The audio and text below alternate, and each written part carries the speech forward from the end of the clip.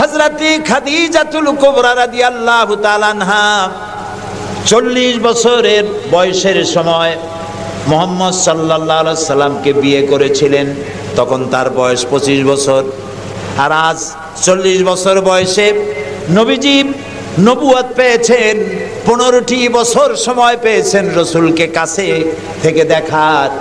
হযরতে খাদিজা যখনই দ্বীনের দাওয়াত পেলেন, অদেখা আল্লাহকে বিশ্বাস করতে হবে, মুহাম্মদ সাল্লাল্লাহু আলাইহি সাল্লামের নবুয়ত মানতে হবে, এই প্রশ্ন যখন সামনে এলো, হযরতে খাদিজা কোনো প্রশ্ন তোলেন নাই, এক মুহূর্ত দেরিও করেন নাই, সঙ্গে সঙ্গে পড়ে নিয়েছেন লা ইলাহা ইল্লাল্লাহু মুহাম্মাদুর রাসূলুল্লাহ।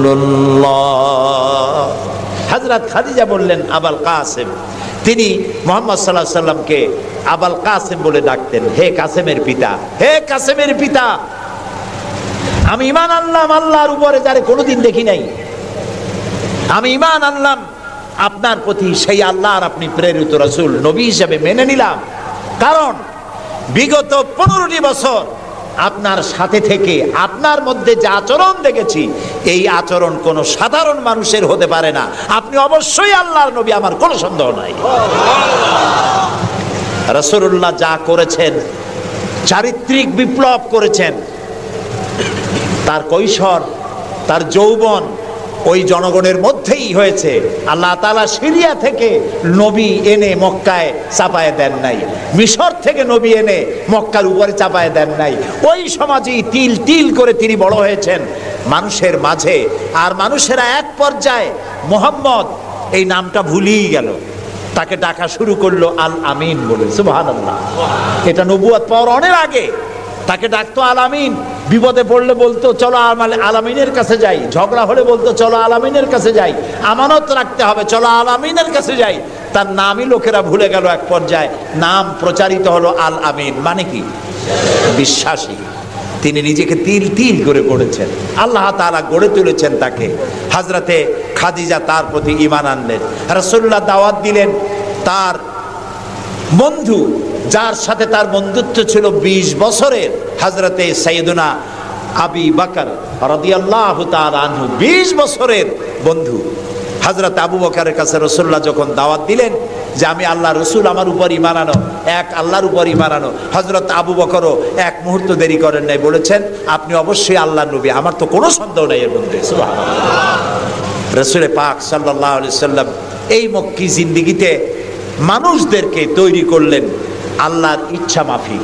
তিনি দাওয়াত দিলেন একটি, তিনি বললেন ইয়া আইয়ুহান নাস কুলু লা ইলাহা ইল্লাল্লাহ তুফলিহু। হে মানব সকল, পড়ো তোমরা লা ইলাহা ইল্লাল্লাহ। জোরে পড়েন লা ইলাহা ইল্লাল্লাহ, লা ইলাহা ইল্লাল্লাহ। একথা ঘোষণা করে দাও, কোনো ইলাহ নাই, কোনো আইনদাতা নাই, বিধানদাতা নাই, শাসনকর্তা নাই, কেউ নাই ইল্লাল্লাহ, আল্লাহ ছাড়া।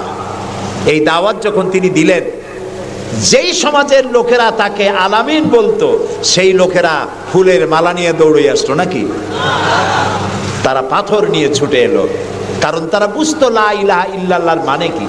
লা ইলাহা ইল্লাল্লাহর মানে শুধু কোনো ইলাহ নাই আল্লাহ ছাড়া, মুহাম্মদ সাল্লাল্লাহু আলাইহি ওয়াসাল্লাম আল্লাহর প্রেরিত রাসূল, এই কথাটুকু যদি শুধু হইতো তাহলে মার খাওয়া লাগতো না। রাসূলুল্লাহ মার খান নাই, মুসা আলাইহিস সালাম মার খান নাই, ইব্রাহিম আলাইহিস সালাম খান নাই, এমন কোন নবী নাই। 3 জন নবী ছাড়া, কয়জন নবী ছাড়া? 3 জন নবী ছাড়া মার খান নাই, দেশান্তরিত হন নাই, গালিগালাজ শোনেন নাই, ঠাট্টা বিদ্রুপ শোনেন নাই, এমন কোন নবী নাই। কয়জন নবী বাদে? 3 জন। একজন কে? আদম আলাইহিস সালাম। সে সময় কোনো মানুষই নাই, কাজী তারে বিরক্ত করবে কে? আর ছিলেন নূহ আলাইহিস সালাম। প্রথমে বাধা পাইলেন, পরে যখন বন্যা হয়ে গেল, সব যখন মরে গেল, তখন আর তারে বাধা দেওয়ার মতো কেউ ছিল না। আর একজন ছিলেন হযরতে সুলাইমান আলাইহিস সালাম। হযরত সুলাইমানকে আল্লাহ সারা পৃথিবীর রাজত্ব তার হাতের মুঠায় দিয়ে দিয়েছিলেন, সেই জন্য তার বিরোধিতাকারী কেউ ছিল না। এই 3 জন বাদে ইয়া হাসরাতান আলাল ইবাদ, বান্দার উপর আফসোস, এমন একজন নবী রাসূল পাঠাই নাই যার সাথে সমকালীন যুগের লোকেরা ঠাট্টা করে নাই, বিদ্রুপ করে নাই, মারধর করে নাই, সবাই করেছে। কারণটা কি? কারণ কি? কারণ হলো লা ইলাহা ইল্লাল্লাহর মতো বিপ্লবাত্মক রিভলিউশন সৃষ্টিকারী কথা আকাশের নিচে জমিনের উপরে আর নাই। মানে কি? মানে হচ্ছে লা ইলাহা, কোনো ইলাহা নাই, কোনো আইনদাতা নাই, কোনো বিধানদাতা নাই, কোনো শাসনকর্তা নাই, কোনো হায়াত আর মওতের মালিক কেউ নাই ইল্লাল্লাহ, আল্লাহ ছাড়া। এটি বিপ্লব সৃষ্টিকারী কথা। এই কথা যখন হযরত মূসা আলাইহিস সালাম বলেছিলেন ফেরাউনের সামনে, ফেরাউন তখন বলল, মা আলিমতু লাকুম মিন ইলাহিন গায়রি, আমি তো জানি না যে আমি ছাড়া আরো কোনো ইলাহ আছে, তুমি এক নতুন দাওয়াত নিয়ে আসছো। আনা রাব্বুকুমুল আলা, আমি তো বড় খোদা, আমি তো বড় ইলাহ। আমি এই গত 6 তারিখে মিশর সফর করেছিলাম, আমার জীবনের প্রথম এই মিশর সফর। উদ্দেশ্য ছিল মূসা আলাইহিস সালামের দেশ দেখা, ফেরাউনের দেশ দেখা। সেখানে ফেরাউনকেও অবশেষে দেখে এলাম। ফেরাউন মরে গেছে, কিন্তু তার দেহটাকে আল্লাহ তাআলা রেখে দিয়েছেন। আল্লাহ তাআলা তারে বলেছিলেন, যে জায়গায় যে দরিয়ায় তাকে ডুবানো হয়েছে সেই বাহার, সেই সমুদ্রও দেখে এসেছি।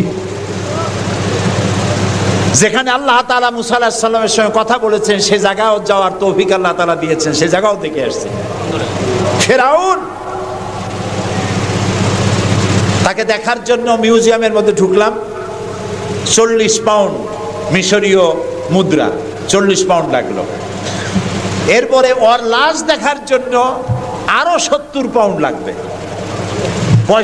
পয়সা খরচ করে এই শয়তানটারে দেখতে গেলাম। কারণ আল্লাহ তাআলা বলেছেন, কুল সিরু ফিল আরদ ফানজুরু কাইফা কানা আকিবাতুল মুকাজ্জিবিন, ঘুরে বেড়াও, আমার পৃথিবী ভ্রমণ করো। আল্লাহ তাআলা বলছেন, আমার পৃথিবী ভ্রমণ করো আর দেখো মহাসত্যের অস্বীকারীদের আমি কি পরিণতি করেছি, দেখে আসো। সুবহানাল্লাহ। আমি গিয়ে দেখলাম মিস্টার ফেরাউন শুয়ে আছে, গ্লাসের বক্সের মধ্যে কাপড় দিয়ে জড়ানো, গর্দানটা এরকম চিকন, এতটা লম্বা গর্দান, মুখের মধ্যে দাঁত একটা আছে, হাতে এবং হাত পা বের করা, তাতে কিছু নখ টক আছে এবং মাথায় কিছু চুলও আছে। কয়েক হাজার বছর আগের লাশ। সে যখন ডুবতেছিল তখন বলতেছিল, আমান্তু, না হ্যাঁ, আমান্তু কামা আমানাত বিহি বানু ইসরাইল, আমি ঈমান আনলাম বনি ইসরাইলরা যার উপর ঈমান আনছে।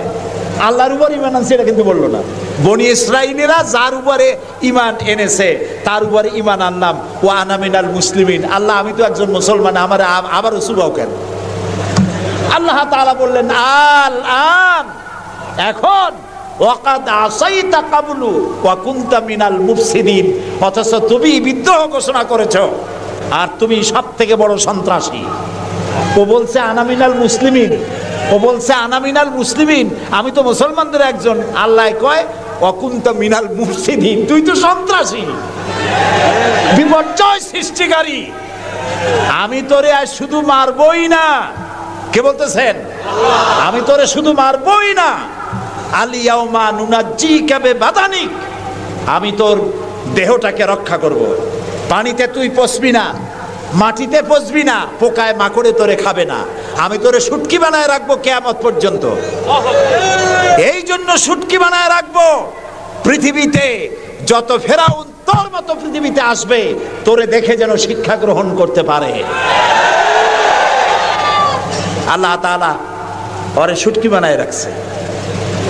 তারপরে দেখলাম বহায়রা কারুন, কারুন অস্বীকার করেছিল মূসা আলাইহিস সালামকে। তার বিশাল সম্পদ, 55,000 একর জমির উপরে ছিল তার বাড়িঘর আর সম্পদ, আহরিত সম্পদ। তার সিন্ধুকের চাবিগুলি বহন করত শত শত উটে। এখন চিন্তা করেন কত সম্পদের মালিক। মূসা আলাইহিস সালাম যখন তার কাছে যাকাতের দাবি করলেন, ঈমানের দাবি করলেন, তখন মূসা আলাইহিস সালামের উপরে বহতান, তাকে লাঞ্ছিত করলো।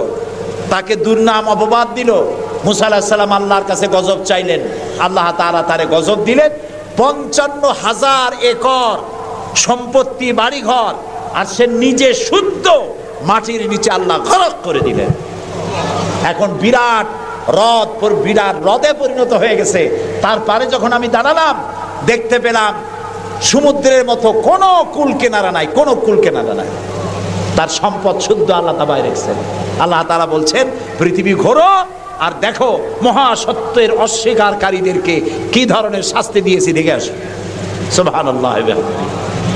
এই ফেরাউনের কাছে যখন মুসা আলাইহিস সালাম বললেন, ঈমান আনো আমার উপরে, আল্লাহর উপর ঈমান আনো, সে কয়, মা আলিমতু লাকুম মিন ইলাহিন গায়রি, আমি তো জানি না আমি ছাড়া আরো কোন ইলাহ আছে, আমি তো ইলাহ। তুমি যদি আমাকে ছাড়া কাউকে ইলাহ মানো, লা আজআলান্নাকা মিনাল মাসজুনিন, আমি তোমাকে কারারুদ্ধ করে রাখবো। মুসা আলাইহিস সালাম কয়, তুই কারে জেলের ভয় দেখাও? আমি তো আল্লাহর পয়গম্বর, আমি তো তোমার জেলের পরোয়া করি না। সুবহানাল্লাহ ওয়া বিহামদিহি। মুসা আলাইহিস সালামকে কে পাঠাইছে ফেরাউনের কাছে? কে পাঠাইছেন? আল্লাহ তাআলা নিজে পাঠাইছেন। আল্লাহ তাআলা বলছেন, হে মুসা, আমি তোমাকে আমার জন্য বানাইছি। সুবহানাল্লাহ। ওয়া নাখতারতুকা ফাসতামি' লিমা ইউহা। এখন শোনো আমি তোমারে কি বলি। ইযহাব ইলা ফিরআউনা ইন্নাহু তাগা। ফেরাউনের কাছে যাও, সে সীমা লঙ্ঘন করেছে, তার কাছে দ্বীনের দাওয়াত দাও। মুসা আলাইহিস সালাম বলেন, আল্লাহ, আমি তো কথা বলতে কি একটু তোতলা ভাব, আমি তো কথা ভালো করে বলতে পারি না। রব্বিশরাহ লি সাদরি ওয়া ইয়াসসির লি আমরি ওয়াহলুল উকদাতাম মিন লিসানি ইয়াফকাহু কাওলি। আল্লাহ তাআলা আমার সিনাটারে খুলে দাও, আমার বক্তব্যকে স্পষ্ট করে দাও, আমি যা বলি তা যেন মানুষ বোঝে সুযোগ করে দাও। হারুন আখিসদুদ বিহি আজরি ওয়া আশরিকহু ফি আমরি, আর আমার ভাই হারুনকে আমার সহযোগী করে দাও। সুবহানাল্লাহ ওয়া বিহামদিহি। তিনি আল্লাহর দাওয়াত দিলেন। এই দাওয়াত দিতে গিয়ে হযরত মুসা আক্রান্ত হয়েছেন, ইব্রাহিম আলাইহিস সালাম আক্রান্ত হয়েছেন, নবী করিম সাল্লাল্লাহু আলাইহি ওয়াসাল্লাম আক্রান্ত হয়েছেন। আবু জাহেল, আবুল আহাব, উতবা, শাইবা, মুগীরা সবাই মিলে বলেছে, আবু তালেবের কাছে মুহাম্মদ সাল্লাল্লাহু আলাইহি ওয়াসাল্লামকে বলুন যেন লা ইলাহা ইল্লাল্লাহর দাওয়াতটা না দেয়। এই দাওয়াতটা যদি না দেয়, যত বড় সুন্দরী মেয়ে উনি পছন্দ করবেন তার সাথে বিয়ে দিয়ে দেব। টাকা চাই, সোনা চাই, সব দেব। নেতৃত্ব চাই, তাও দেব। আল্লাহর নবীর কাছে এই প্রস্তাব যখন এলো, নবীজি বললেন, আমার চাচা, আপনি ওদেরকে শোনায় দেন। ওদের পক্ষে যেটা দেওয়া সম্ভব সেটা তো দেওয়া দূরের কথা, যেটা দেওয়া সম্ভব নয় তাও যদি আর আমাকে দিতে পারে, আকাশের সূর্যটা এনে যদি আমার ডান হাতে উঠায় দেয়, আর আকাশের পূর্ণিমার চাঁদটা যদি আমার বাম হাতে উঠায় দেয়, এর বিনিময়ে আমি মুহাম্মদুর রাসূলুল্লাহ সাল্লাল্লাহু আলাইহি ওয়াসাল্লাম এক মুহূর্তের জন্য তাওহীদের দাওয়াতকে বন্ধ করে দেব না। নবী করিম সাল্লাল্লাহু আলাইহি ওয়াসাল্লাম মক্কি জিন্দেগিতে মানুষের কাছে কালেমার দাওয়াত পৌঁছালেন। আর মূল লক্ষ্য হচ্ছে পৃথিবী কার? বলেন, পৃথিবী কার? আইন চলবে কার? আল্লাহর। সেই আইন প্রতিষ্ঠা করার জন্য একা একা করা যাবে না, একটা জনগোষ্ঠী তৈরি করা দরকার, একটা দক্ষ জনশক্তি তৈরি করা দরকার, যারা দেশ পরিচালনার যোগ্য। এরকম লোক রাসূলুল্লাহ মক্কির জীবনে 13 বছরে দক্ষ একটা জনগোষ্ঠী তৈরি করে ফেললেন। সুবহানাল্লাহ। দেখছেন দক্ষ কারে কয়? আবু বকর, ওমর, ওসমান, আলী, খাব্বাব, খুবাইব, আমের, তালহা, জুবাইর, আবু উবাইদা ইবনুল জাররাহ রিদওয়ানুল্লাহ তাআলা আলাইহিম আজমাইন। এই সব লোক তৈরি হয়ে গেল। সুবহানাল্লাহ। এই সব লোক তৈরি হয়ে যাওয়ার পর যে উদ্দেশ্যে রাসূলকে পাঠানো হয়েছিল সেই উদ্দেশ্য এখন কার্যকরী হচ্ছে। আমরা তো উল্টোপাল্টা কাম করি। 12ই রবিউল আউয়াল আসলেই পতাকা দিয়ে রাজধানী সাজাই। 12ই রবিউল আউয়াল আসলেই বিরাট একটা মিছিল, কোন একজন লোককে সামনে রাখা, তারপর একটা মিছিল শুরু হয়ে গেল। তোমপে লাখো সালাম। কতগুলা পতাকা নিয়ে লাখো সালাম দিলাম, হাজার হাজার গাড়ি নিলাম, লোকজন নিলাম। এরপরে এক জায়গায় বসে নবী সালাম আলাইকা, ইয়া রাসূল সালাম আলাইকা, গরম গরম জিলাপি। রবিউল আউয়াল শেষ, রাসূলুল্লাহর মহব্বতও শেষ। বিশ্বাস করুন, এই সমস্ত জিনিস দিয়ে মূল টার্গেট টার্গেট থেকে মুসলমানদেরকে সরিয়ে দেওয়া হচ্ছে। আপনারা আমাকে জবাব দেন, যারা এই সব কাজ করে তারা বলে রাসূলুল্লাহর ভালোবাসায় করি। আপনি কি পারবেন রাসূলুল্লাহর লাখো সাহাবীদের মধ্যে একজন সাহাবীও রাসূলুল্লাহকে যে ভালোবাসা দিয়েছেন, পৃথিবীর সব মুসলমান একত্রিত হয়ে অতটা ভালোবাসা কেউ কি দিতে পারবে? পারবে? এবার বলেন, সাহাবীরা এরকম কোন মিছিল করেছেন রাসূলুল্লাহর জন্মদিনে? তার জন্মদিবস পালন করেছেন? করেন নাই। যেটা হাদিসে নাই আমরা তা করতে পারি না। যে মিলাদ এখন পড়া হয়, যে সিস্টেমে পড়ানো হয়, একত্রিত হয়ে ইয়া নবী সালাম আলাইকা, রাসূল সালাম আলাইকা, সাহাবীরা এরকম করেন নাই, তাবেঈনরা করেন নাই, তাবেঈনরা করেন নাই। মিলাদের এই সিস্টেম চালু হয়েছে রাসূলের ইন্তেকালের অন্তত 600 বছর পর। ফাইনা তাযহাবুন, কোথায় চলছি আমরা? রাসূলের মূল অনুষ্ঠান ছেড়ে দিয়ে, মূল কাজ ছেড়ে দিয়ে ভিন্ন পথে প্রবাহিত হচ্ছি। আমাদেরকে বিভিন্ন শব্দের মার প্যাচে সিরাতুন নবী করব না মিলাদুন নবী করব, মিলাদ পড়বো তো দাঁড়ায় পড়বো না বসে পড়বো, এই সমস্ত চক্করের মধ্যে ফালাই দিয়া টার্গেটে যাওয়ার পথের থেকে আমাদেরকে বাধাগ্রস্ত করা হচ্ছে। প্রিয় ভাই সব, নবী করিম সাল্লাল্লাহু আলাইহি ওয়াসাল্লাম জনশক্তি তৈরি করে ফেললেন, একটা রাষ্ট্র চালাবার মতো লোক তৈরি হয়ে গেল। আপনি যদি এই যে আর্মির ট্রেনিং হয়, শীতকালীন মহড়া হয়, আর্মির ট্রেনিং হয় কেন? এত পয়সা দিয়ে আর্মি টিকায় রাখা হয় কি জন্য? কি জন্য? দেশ রক্ষার জন্য। আমরা তো সবাই দেশপ্রেমী, আমরা দেশ রক্ষা করতে তো আমরাই পারি। আর্মিদেরকে এত পয়সা খরচ করে করানো হচ্ছে কেন? এই জন্য করানো হচ্ছে, যখন যুদ্ধ বাঁধবে তখন আপনি অস্ত্র চালাইতে পারবেন না, অস্ত্র চালাবার মতো যোগ্যতা সম্পন্ন লোক গভর্নমেন্ট তৈরি করে, প্রতিরক্ষা বাহিনী তৈরি করে, যাতে করে কোনো দেশ আমার স্বাধীন ভূমির উপরে আঘাত করতে না পারে। সেই জন্য এখন এটাকে পরিচালনার জন্য ট্রেনিং দেওয়া হয়। মুসলমানদেরকে আল্লাহ তাআলা কোরআনের মাধ্যমে, ইসলামের মাধ্যমে, হাদিসের মাধ্যমে তাদেরকে ট্রেনিং দেওয়া হয়। জমিন আল্লাহর, আইন চলবে আল্লাহ। আইনের ইমপ্লিমেন্টের জন্য, সে আইন প্রয়োগ করার জন্য দক্ষ যোগ্য জনশক্তি প্রয়োজন। রাসূলুল্লাহ নিজের সোহবত দিয়ে ধন্য করেছেন সাহাবায়ে কেরামদেরকে, তাদেরকে তৈরি করতে সক্ষম হয়েছেন। 13 বছর চলে যাওয়ার পর আল্লাহ পাক তাকে হিজরত করার অর্ডার করলেন। এবার রাসূলুল্লাহ মদিনায় চলে আসলেন। মদিনায় এসে ইসলামী রাষ্ট্রের ঘোষণা দিলেন। সুবহানাল্লাহ বলেন। এবার রাসূলুল্লাহ প্রেসিডেন্ট, এবার রাসূলুল্লাহ কি? প্রেসিডেন্ট, রাষ্ট্রপতি। আর তার সংবিধান হলো কোরআন। সংবিধান কি? কোরআন। কোরআনের আইন চালু করে দিলেন। তিনি রাষ্ট্রপ্রধান হলেন। সমাজ থেকে চুরি, ডাকাতি, জেনা, ব্যভিচার, হত্যা, ধর্ষণ সব দূরীভূত হয়ে গেল। আজ মানুষ দরজা খুলে ঘুমাবার সুযোগ পেয়ে গেল। নবী করিম সাল্লাল্লাহু আলাইহি ওয়াসাল্লাম ঘোষণা করলেন, খায়রুল কুরুনি কারনি, সর্বশ্রেষ্ঠ যুগ হলো আমার যুগ। রাসূলের যুগ হলো শ্রেষ্ঠ যুগ। সমাজ থেকে চুরি ডাকাতি নির্মূল হয়ে গেল কোরআনের আইন চলার কারণে। যারা বিরোধিতা করছিল তারাও দেখলো যে মুহাম্মদ সাল্লাল্লাহু আলাইহি ওয়াসাল্লামের সাথে আমরা খামোখাই বিরোধিতা করেছি, উনি তো আমাদের বিরোধী লোক না, উনি তো আমাদের ধর্মের বিরুদ্ধে লোক না, উনি তো দেশে আইন দিয়েছেন এমন যে আইনের মাধ্যমে মানুষ তার নিজের ধর্ম পালন করতে পারে, চুরি করে না, ডাকাতি করে না, মানুষ খাবার পায়, পরার পায়, থাকার পায়, সব কিছুর গ্যারান্টি পেয়েছে। আল্লাহ তাআলা তখন একটি সূরা নাজিল করলেন।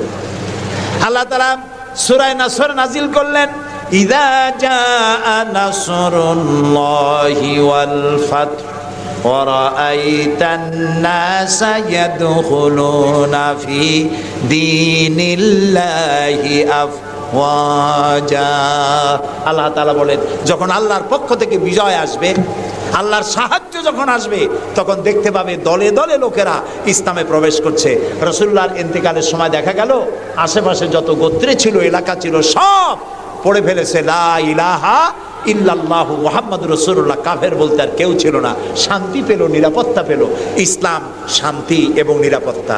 এই শান্তি এবং নিরাপত্তার পথে মানুষ যাতে আর না আসতে পারে, সেই জন্য আজকের পৃথিবীর বৃহৎ শক্তি লেগেছে ইসলামকে ধ্বংস করার জন্য। আজ আমাদেরকে বলা হচ্ছে সন্ত্রাসী, মুসলমানদেরকে বলা হচ্ছে সন্ত্রাসী আর মৌলবাদ। আপনারা বলেন বাংলাদেশের মতো এত শান্তি আর কোথায় আছে বলেন? এই যে পয়লা বৈশাখ গেল, পয়লা বৈশাখী আনন্দ উদযাপন করার জন্য ঢাকা শহরে যা মানুষ নামলো, ইতিহাসে নাকি এত মানুষ কোনোদিন নামে নাই। পেটে বাচ্চা, কোলে বাচ্চা, ঘাড়ে বাচ্চা, এগুলো নিয়ে রাত 12টা 1টা পর্যন্ত রাস্তায় রাস্তায় হিন্দু মুসলমান দৌড়দৌড়ি করেছে। কোনো অশান্তি ছিল? এই প্রথমবারের মতো বাংলাদেশে গত 30 বছরের মধ্যে গত রমজানে রোজার পূজা একসাথে আসলো, ঠিক না? হিন্দুরা তাদের দুর্গা পূজা করতে পারছে? বলেন না পারছে কিনা? মুসলমানেরা রোজাও রাখতে পারছে, ওরা পূজাও করতে পেরেছে, ঠিক না ভাই? এবার বলেন, এই ফেনীতে আপনারা দুর্গা পূজার সময় কয়টা মূর্তির মাথা ভাঙছেন বলেন? ভাঙছেন? মন্দির ভেঙেছেন? কোন হিন্দু পিটাইয়া ভারতে পাঠাই দিয়েছেন? বাংলাদেশে সাম্প্রদায়িক সম্প্রীতি সব থেকে বেশি ভালো, আলহামদুলিল্লাহ। কিন্তু আমাদের দেশের চিহ্নিত একটি মহল দেশে বিদেশে অনবরত বাংলাদেশের বিরুদ্ধে বলে বেড়াচ্ছে এখানে সাম্প্রদায়িক সম্প্রীতি নাই, এখানে নাকি হিন্দুরা নিরাপত্তা বোধ করছে না, এখানে নাকি সন্ত্রাসের জ্বালা মানুষ অস্থির, আর সন্ত্রাস সব নাকি তৈরি হয় মাদ্রাসায়। এরা মাদ্রাসা বিরোধী, মাদ্রাসা ওদের সহ্য হয় না। প্রিয় ভাই সব, এটাই জন্য আমাদেরকে যে কথার থেকে এই পর্যন্ত এসছি, আমাদের বলা হচ্ছে সন্ত্রাসী মৌলবাদী। বাংলাদেশে সন্ত্রাসী এটি একটি গল্প, আন্তর্জাতিক সন্ত্রাসের সাথে বাংলাদেশের কোনো সম্পর্ক নাই, আলহামদুলিল্লাহ। আমরা আমেরিকাকে বলতে চাই, অভিশপ্ত ইহুদিরা প্রত্যেক দিন প্যালেস্টাইনি মুসলমানদেরকে হত্যা করছে, এটা কি সন্ত্রাসী তৎপরতা নয়? ইহুদিরা প্রতিদিন তাদের বুলডোজার দিয়ে ফিলিস্তিনের মুসলমানদের বাড়ি ঘর বুলডোজার দিয়ে মাটির সাথে গুড়িয়ে দিচ্ছে, এটা কি সন্ত্রাসী তৎপরতা নয়? সেই অভিশপ্ত ইহুদি জাতির প্রধানমন্ত্রী শ্যারন, তারে বুশ বলছেন তিনি নাকি শান্তির পায়রা। তা আমি বলেছি, শ্যারন যদি হয় শান্তির পায়রা, তাহলে পৃথিবীতে অশান্তির শকুনের নাম কি?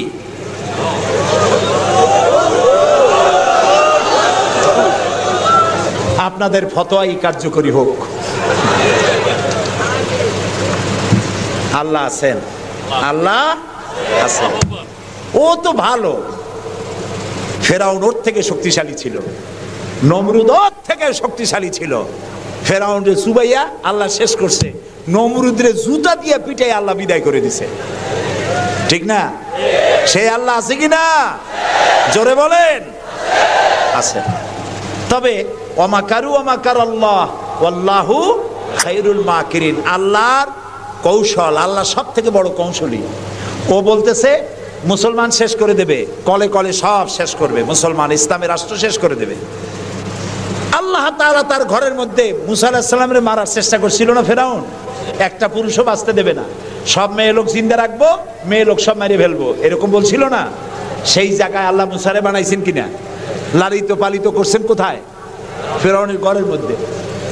যে বুশ দুনিয়া থেকে ইসলাম আর মুসলিমদেরকে মিটাতে চান, সেই বুশের ঘরের মধ্যে আল্লাহ তাআলা ইসলাম ঢুকাই দিছে। উনি লাগছেন ইসলাম রে শিকল কাটার জন্য, মেয়ে লোকরে মসজিদের ইমামতি করার জন্য। কারা কি করতেছে আমরা বুঝি, আমরাও ভাত খাই। আমার জাতি মদ খাইয়া চোখ লাল করে না, আল্লাহর মেহেরবানি। তোমার জাতি করে।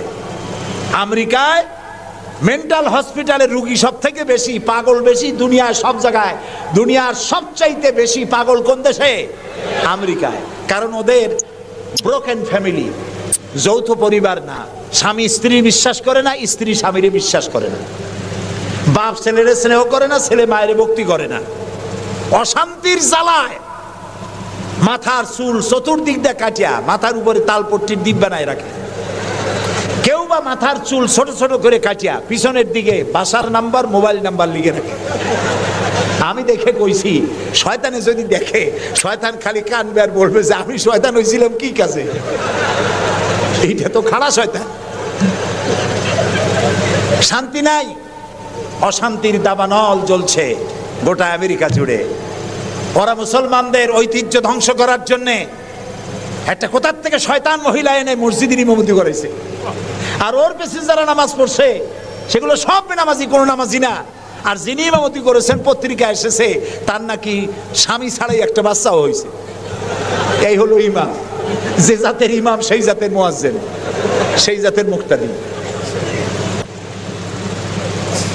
প্রিয় ভাই সব, 9/11-এর পরে ওই জাতির মধ্যে চিন্তা হয়েছিল যে মুসলমানেরা নাকি বোমা মারে সব জায়গায়। পত্রপত্রিকা আসছে মুসলমানরা বোমা মারছে। তো মুসলমানরা এই আধুনিক বোমা বানাবার শক্তি পায় কোথায়? নিশ্চয়ই কোরআন শরীফ আছে। এই কোরআন শরীফ পড়া শুরু করলো। কোরআন শরীফ পড়িয়া তারা দেখতে পেল যে এর মধ্যে তো বোমা বানাবার কথা নাই, বরং সন্ত্রাসের বিরুদ্ধে বক্তব্য আছে। সন্ত্রাসীদের কি শাস্তি হবে তাও সূরা মায়েদার মধ্যে আল্লাহ বলে দিয়েছেন। এখন কোরআন শরীফ পড়ে পড়ে অবস্থা এই হয়েছে, প্রত্যেক বছর আমেরিকায় 20 থেকে 25 হাজার আমেরিকান সাদা খ্রিস্টান ইসলাম কবুল করে মুসলমান হয়ে যাচ্ছে। ঠেকাইতে পারবে না ইসলামকে। ইসলাম হলো সূর্যের মতো, এদিক দিয়ে ডুবে দেখা যায় পশ্চিম দিক দিয়ে ডুবে গেছে, আর বুঝি উঠবে না। সকালবেলা দেখে পূব দিক দিয়ে কি হয়েছে, উদিত হয়ে গেছে, আবার ওদিকে ডুবলো, এদিক দিয়ে উঠলো। ইসলামও এইরকম। মনে হয় ইরাকে ইসলাম শেষ, আফগানে শেষ হয়ে গেল, আল্লাহ তাআলা আবার ফিলিস্তিন দিয়ে উঠায় দেবে, বাংলাদেশ দিয়ে উঠায় দেবে, কাশ্মীর থেকে উঠায় দেবে। ইসলাম রে নিবাইতে পারবে না। ইউরিদুনা লিইউতফিউ নূরাল্লাহি বিআফওয়াহিহিম আল্লাহু মুতিম্মু নূরিহি। মুখের ফু দিয়ে ইসলামকে নিবানো যাবে না। এটা কার? ইসলাম কার? আল্লাহ তাআলা। সেই জন্য আমরা চাই ইসলামকে মানুষকে বুঝায়া, মানুষকে আস্তে আস্তে ইসলামের দিকে নিয়ে আসা। আল্লাহ তাআলা আমাদেরকে সেই তৌফিক দান করুন, আমরা বলি আমিন। আমার জন্য যদি কোনো বুলেট এর উপরে আমার নাম লেখা থাকে, পৃথিবীর সমস্ত মানুষ আমাকে পাহারা দিয়ে সেই বুলেট থেকে আমাকে রক্ষা করতে পারবে না। আর যদি কোনো বুলেটে আমার নাম লেখা না থাকে, সারা পৃথিবীর সমস্ত মানুষ বৃষ্টির মতো গুলি বর্ষণ করলেও একটি গুলিও আমাকে বিদ্ধ করতে পারবে না। এটার নাম হলো ঈমান। এটার নাম কি? এই ঈমান পেলাম কোথায়? কোথায় পেলাম? কোরআন শরীফে। কোথায় পেয়েছি? আল্লাহ রাব্বুল আলামিন বলেন, ওয়ামা হুম বিদরিনা বিহি মিন আহাদিন ইল্লা বিইজনিল্লাহ। একথা সুস্পষ্ট। আল্লাহর অনুমতি ব্যতিরেকে বান্দার কোনো ক্ষতি সাধন কেউ করতে পারে না। জোরে বলেন সুবহানাল্লাহ। কেউ কারো কোনো ক্ষতি করতে পারবে না। যেটা ক্ষতি যদি কিছু থাকে কিসমতে, ওটা তো মুকদ্দার ছিল, তকদির ছিল, সেটাই হবে, এর বাইরে কিছুই হবে না। সুতরাং মুমিন ব্যক্তি সে সাহসী হবে। সে কখনো চিন্তা করবে না মৃত্যুর ভয়ের। উদ্দেশ্য হাসিলের জন্য হয় শরীরের পতন, না হয় মন্ত্রের সাধন। Do or die. সে আল্লাহর জন্য তার জীবন দিতে প্রস্তুত থাকবে। কারণ আল্লাহ রাব্বুল আলামিন বলেছেন, ইন্নাল্লাহা আশতারা মিনাল মুমিনিনা আনফুসাহুম ওয়া আমওয়ালাহুম বিআন্না লাহুমুল জান্নাহ। আল্লাহ পাক বলেন, আমি আমার মুমিনের জান আর মালকে আমি খরিদ করে নিয়েছি, বিনিময়ে আমার বান্দাকে আমার জান্নাত দান করে দিয়েছি। জোরে কোন সুবহানাল্লাহ। মুমিনের জান আর মালকে নিয়েছেন, বিনিময় কি দিবেন? জান্নাত দান করে দিবেন। এটা হলো মুমিনদের আল্লাহর প্রতি ঈমান আনার জন্য 3 নম্বরের কোয়ালিটি। 4th নম্বরে আল্লাহর উপর ঈমান আনলে 4 নম্বরের যে ফায়দাটা, সে ফায়দা হচ্ছে আশাবাদ এবং মানসিক প্রশান্তি। আল্লাহর প্রতি একটা নির্ভরতা এবং আশার সৃষ্টি হয়ে যায়। সে কখনো নিরাশ হয় না। কারণ একটা মানুষ পাপ করলো, চুরি করেছে, ডাকাতি করেছে, জেনা করেছে, হত্যা করেছে, শয়তানি করেছে, বদমাশি করেছে, সব করেছে। এখন শয়তান তাকে ওয়াসওয়াসা দিতে পারে। সেই জন্য আল্লাহ রাব্বুল আলামিন বলেছেন, লা তাকনাতু মির রাহমাতিল্লাহ। বান্দারে, আমার রহমত থেকে নিরাশ হয়ে যেও না। আল্লাহর রহমত। বান্দা তোমার গুনাহ কতটুকু? তোমার গুনাহ যদি হয় পাহাড় সমান, আমার রহমত আকাশ সমান। তোমার গুনাহ যদি হয়ে যায় আকাশ সমান, তাহলে আমার রহমত তো আমার আরশে আজিমকে ছাড়াই গেছে। সুবহানাল্লাহ, সুবহানাল্লাহ বলুন। সুতরাং মুমিন বান্দার এই আশা থাকে। গুনাহ মানুষে করেই, গুনাহ করা স্বাভাবিক। আল্লাহ পাক বলেছেন যে ব্যক্তি গুনাহ করে আর এরপরে আমার কাছে মাফ চায়, আমি তাকে ক্ষমা করে দেই, মাফ করে দিই। সুবহানাল্লাহ। সুতরাং ইমানদার লোকদের আশা হয়, দুরারোগ্য ব্যাধি তাকে ধরেছে, সে হতাশ হবে না, মরে যাওয়ার জন্য প্রতীক্ষায় সে সময় গুনবে না, বরং তার মনের মধ্যে আশার সঞ্চার হবে, আমার রোগ আল্লাহ ভালো করে দিতে পারেন না? আমাদের জাতির পিতা কি নাম কি? হযরত ইব্রাহিম আলাইহিস সালাম। কোরআন শরীফের ভিতরে তার কথা আল্লাহ পাক কোট করে দিয়েছেন। আমাদের জাতির পিতা হযরত ইব্রাহিম আলাইহিস সালাম বলেছেন, আল্লাযী খালাকানি ফাহুয়া ইয়াহদিন।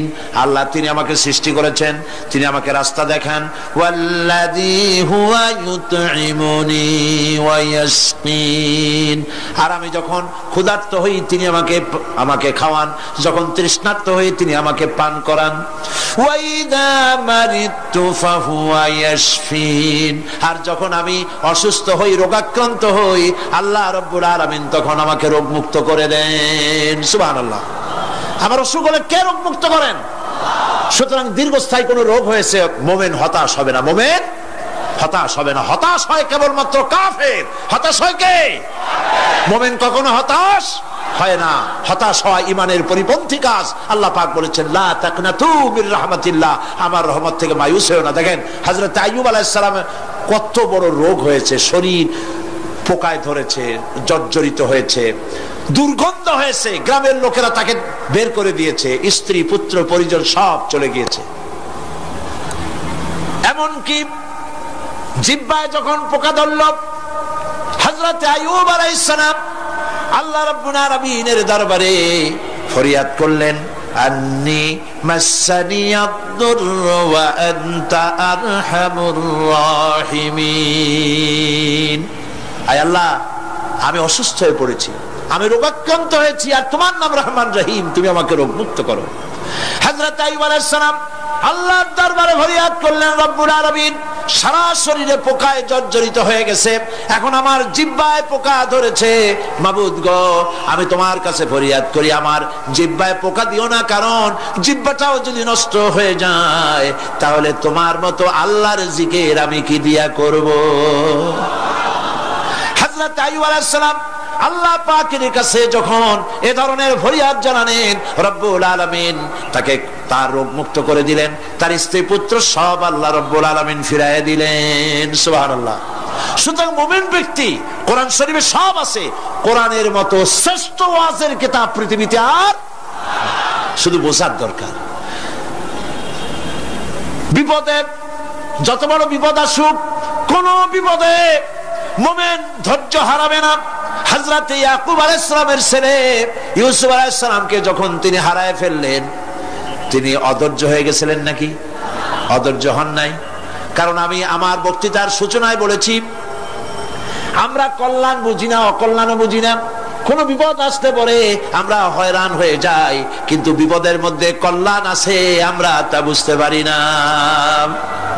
কথা বুঝে আসছে? হযরত ইউসুফ আলাইহিস সালামকে কুয়ার ভিতরে ফেলে দেওয়া হলো। 11 ভাই মনে করেছে কুয়ার ভিতরে ফেলে দিয়া ইউসুফ আলাইহিস সালামকে মেরে ফেললাম, কিন্তু তারা বোঝে নাই আসল কামটা কি হয়েছে। এটা তো কুয়া নয়, এটা একটা টানেল, এটা একটা সুড়ঙ্গ। একদিকে কেনান হলো তার এক মুখ, ওই সুড়ঙ্গের এক মুখ হলো কেনানে। কেনান ইউসুফ আলাইহিস সালামকে ফেলে দেওয়া হলো কুয়ার ভিতরে মারার জন্যে, কিন্তু আল্লাহ পাকের ইচ্ছা ইউসুফ আলাইহিস সালাম মরবে না। এই টানেলের অপর প্রান্ত, মিশরের সিংহাসনের টানেলের এপার দিয়া ইউসুফ আলাইহিস সালামকে ঢুকালেন, অপর প্রান্তে মিশরের সিংহাসনে ইউসুফকে আল্লাহ বসাইয়া দিলেন। হযরত ইয়াকুব ছেলের জন্য অধৈর্য হলেন না। যখন তিনি খবর পেলেন ছেলে বাঘে খেয়ে ফেলেছে, তিনি তখন বলেছেন, ফাসাবরুন জামিলুন আসাল্লাহু আইয়াত أن يأتيني بهم جميعا إنه هو العليم الحكيم فصبر جميل। আমি উত্তম ভাবে ধৈর্য ধারণ করলাম এবং আমি বিশ্বাস করি আল্লাহ রাব্বুল আলামিন আমার হারানো সবকিছু আমাকে ফিরিয়ে দিবেন। বহু বছর পর যখন হযরত ইউসুফ আলাইহিস সালাম প্রেসিডেন্ট হয়েছেন মিশরের, 11 ভাই গেল সেখানে সাহায্য আনার জন্য। সেই ঘটনা তো শোনাবো না, এমনি বলে যাচ্ছি। এরপরে তিনি তাদেরকে পরিচয় দিলেন, ওরা ভয় পেয়ে গেল। তিনি বললেন ভয়ের কোনো কারণ নাই, লা তাসরিবা আলাইকুমুল ইয়াউম, আজকে আমি কোনো প্রতিশোধ তোমাদের নেব না। সুবহানাল্লাহ। এর নাম পয়গম্বর, এর নাম কি? আল্লাহর নবী।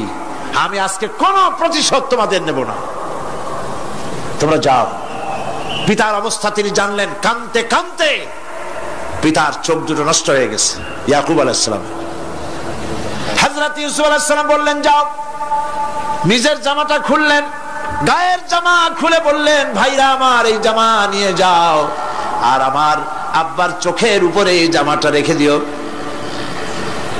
ছেলেরা যখন হযরত ইউসুফ আলাইহিস সালামের জামা নিয়ে মিশর থেকে রওনা করেছে, গল্প নয়, উপন্যাস নয়, আল্লাহ পাক এই কোরআন শরীফের সূরা ইউসুফে বলেছেন জামা নিয়ে মিশর থেকে রওনা করেছেন। কোথায় মিশর আর কোথায় কেনান? কেনানে বসে হযরত ইয়াকুব আলাইহিস সালাম বলছেন তোমরা যদি আমাকে মতিভ্রম পাগল যদি মনে না করো তাহলে একটা কথা বলি, আমার নাকে এখন আমি ইউসুফের গন্ধ পেতেছি। তোমরা যদি আমাকে মতিভ্রম না করো তাহলে আমি বলি আমি কিন্তু ইউসুফের গন্ধ পেতেছি। সুবহানাল্লাহ। হযরত ইউসুফ আলাইহিস সালামের জামা এনে ভাইরা যখন হযরত ইউসুফের চোখের উপরে রেখে দিলেন, হযরত ইয়াকুবের দুটো চোখ সাথে সাথে আল্লাহ ভালো করে দিলেন। ফাসবরুন জামিল, ধৈর্য ধরো। ঈমানদার ব্যক্তি আশার উপরে তার জীবন বাঁচে, কারণ যত বড় বিপদ আসুক না কেন আশ্রয় পাওয়ার একটা জায়গা আছে, তার নাম হলো আল্লাহ। নাম কি? বলেন আল্লাহ। সবাই বলেন আল্লাহ আল্লাহ আল্লাহ আল্লাহ। হযরত ইউনূস আলাইহিস সালাম মাছটাকে গিলে ফেলে দিল, মাছটাকে গিলে মাটির অতল তলদেশে চলে গেছে। এত বড় বিপদ পৃথিবীর কোন মানুষের হতে পারে নাকি? বলেন, কি বলেন? মাছের পেটের ভিতরে জানালা নাই, দরজা নাই, বেরোবার কোনো পথ নাই, মাছ গেছে পানির অতল তলদেশ। আল্লাহ পাক কোরআন শরীফের ভিতরে মানুষকে শোনান, আল্লাহ ওয়াজ করছেন। সুবহানাল্লাহ বলেন। আল্লাহ পৃথিবীর মানুষকে ওয়াজ করছেন, দুনিয়ার মানুষকে শোনান। আমার ইউনূস তো ধৈর্য হারা হয় নাই। ওয়াযান্নুন ইয যাহাবা মুগাদিবান ফাযান্না আন লান নাকদিরা আলাইহি فنادى في الظلمات أن لا إله إلا أنت سبحانك إني كنت من الظالمين فنادى في الظلمات জমায়ে কাসির ত্রিবিধ অন্ধকারের ভেতর থেকে হযরত ইউনূস আলাইহিস সালাম চিৎকার মারলেন। মাছের পেটের অন্ধকার, পানির অন্ধকার, রাতের অন্ধকার, ত্রিবিধ অন্ধকারের ভেতর দিয়ে মাছের পেটের মধ্য দিয়ে ইউনূস আলাইহিস সালাম চিৎকার মারলেন। অধৈর্য হন নাই, হার্ট ফেল করেন নাই। তিনি বলছেন, পড়েন আমার সাথে, লা ইলাহা ইল্লা আনতা সুবহানাকা ইন্নী কুনতু মিনাজ জালিমিন। তুমি ছাড়া কোনো ইলাহ নাই, কোনো উপাস্য নাই, মাবুদ নাই। তোমার পবিত্রতা ঘোষণা করছি, আমি জালিমদের অন্তর্ভুক্ত হয়ে গেছি। ইউনূস আলাইহিস সালাম যখন কাঁদতেছিলেন, আল্লাহ রাব্বুল আলামিন সেই কান্না শুনেছিলেন কিনা? বলেন, শুনছিলেন কিনা? শুনতে পেয়েছিলেন কিনা? পানির ভিতরে কেউ শোনে নাই, মাছের পেটের ভিতরে ইউনূস আলাইহিস সালাম কিভাবে চিৎকার করছেন, মাছের পেটের ভিতরের আওয়াজ পানির ভিতরে কেউ শোনে নাই, জমিনের কেউ শোনে নাই, অন্তরিক্ষে কেউ শোনে নাই। সাত আকাশের ভিতরে কেউ শোনে নাই, কিন্তু আরশে আজিমের মালিক আল্লাহ রব্বুল আলামিন শুনতে পেয়েছেন। সঙ্গে সঙ্গে রব্বুল আলামিন জবাব দিলেন, ফাস্তাজাবনা লাহু ওয়া নাজ্জাইনাহু মিনাল গাম্মি ওয়া কাযালিকা নুনজিল মুমিনিন।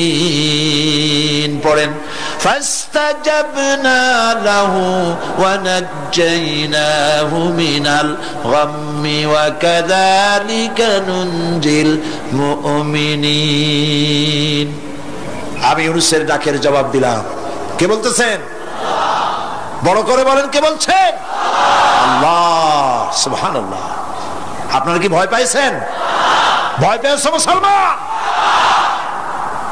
আল্লাহ রাব্বুল আলামিন বলেন, আমি আমার ইউনূসের ডাকের জবাব দিলাম। শুধু জবাব দেই নাই, আমি ইউনূসকে তার মাছের পেটের ভিতর থেকে বাঁচায় দিলাম। মাছের পেটের মধ্যে বেদনা শুরু হয়ে গেল। এমন বেদনা হয়েছে মাছ এখন বমি না করে পারে না। কথা বুঝতে পেরেছে? মাছ এখন বমি না করে পারে না। পানির উপরে মাছ ভেসে উঠল। আল্লাহ কোরআন শরীফের ভিতরে বলছেন, মাছ সাতরায়া কিনারায় চলে গেল। ইউনূস আলাইহিস সালামকে বমি করে ফেলে দিল। ইউনূস আলাইহিস সালাম বেঁচে গেলেন। আল্লাহ পাক বলেন, শুধু ইউনূসকে বাঁচাইলাম না, বরং আমি সকলের জন্য আশার বাণী শোনাই। শোনো মুমিনেরা, ওয়া কাযালিকা নুনজিল মুমিনিন। মুমিন বান্দা যারা, যত বড় বিপদ আসুক আমারে ডাকো, আমি বিপদ দিয়ে বাঁচাই দেব। সুবহানাল্লাহ। বিপদ থেকে আমি বাঁচাই দেব। আল্লাহ পাক বলেছেন, ফাইন্না মাআল উসরি ইউসরান, ইন্না মাআল উসরি ইউসরা। জেনে রাখো, দুঃখ এবং কষ্টের পরে রয়েছে সুযোগ সুবিধা, আর অসচ্ছলতার সাথে রয়েছে উদার সচ্ছলতা। যত বড় বিপদ আসছে, এই বিপদের পরে আল্লাহ পাক তার গোলামদের উপরে রহমত নাজিল করবেন ইনশাআল্লাহ। সুতরাং ইমানদার লোকেরা, তাদেরকে আল্লাহ পাক বলছেন, কোনো ভয় নাই, কোনো চিন্তা নাই। যত বড় বিপদে পড়ো আমারে ডাকো, আমি ডাকের সাড়া দিয়ে দেব। সবাই আল্লাহরে ডাকেন। সুবহানাল্লাহ ওয়ালহামদুলিল্লাহ লা ইলাহা ইল্লাল্লাহ।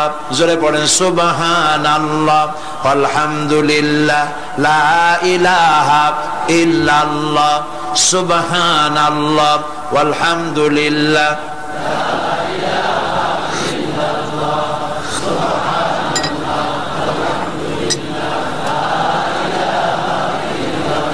লা ইলাহা ইল্লাল্লাহু মুহাম্মাদুর রাসূলুল্লাহ। আল্লাহর উপর ঈমান আনলে যত ফায়দা হয়, এত ফায়দা দুনিয়ায় কোথাও নাই। সুবহানাল্লাহ। আল্লাহর উপর ঈমান আনার ৫ম নম্বরের ফায়দা কয়টা বলছি? 5টা বলছি। আপনাদের অসুবিধা হচ্ছে নাকি? তাড়াতাড়ি শেষ করতেছি। 6টা বলবো, 6টা বলবো। এ হলো ৫ম নম্বর। তারপর আমরা দোয়া করব। দোয়ার দরকার আছে কিনা এই সময়?